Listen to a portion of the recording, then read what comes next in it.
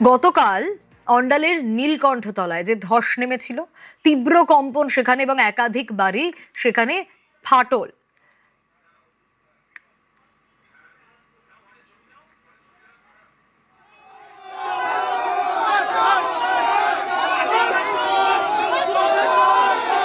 নজর রাখবো এবার অন্যান্য খবরে। আমরা বাঁকুড়ার দিকে একটু নজর রাখার চেষ্টা করি। বাঁকুড়ায় ধৃত তৃণমূল নেতাকে ডিম। বাঁকুড়ার পাত্রসারের ছবি আপনাদের দেখাচ্ছি। তৃণমূল নেতা গ্রেফতার, বিষ্ণুপুরের তৃণমূল জেলা সভাপতি গ্রেফতার।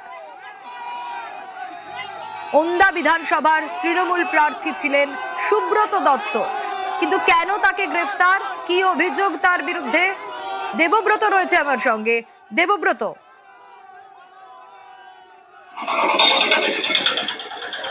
একদম সোনিয়া, গত 30শে মার্চের ঘটনা। 30শে মার্চ পাত্রসার থানা এলাকায় এক নাবালিকার রহস্য মৃত্যু ঘটে।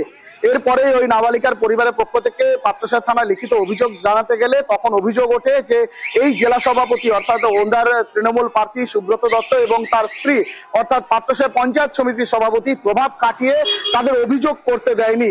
এমনকি আরো অভিযোগ ওঠে যে সেই মৃতদেহ ময়নাতদন্ত করতে দেয়নি প্রমাণ লোপাটের জন্য।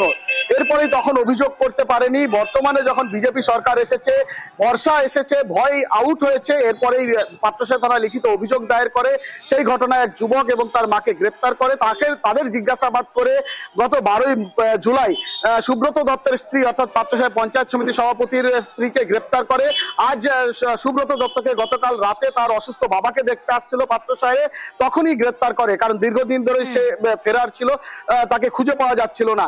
গতকাল যখন গ্রেপ্তার করে এবং আজ যখন সকালবেলায় পাত্রসার থানার পুলিশ তাকে বিষ্ণুপুর মহকুমা আদালতের উদ্দেশ্যে নিয়ে যায়, তখনই থানার বাইরেই থাকা জনতা তাকে ঘিরে চোর চোর স্লোগান দেয়, ডিম ছুটতে থাকে। বেশ।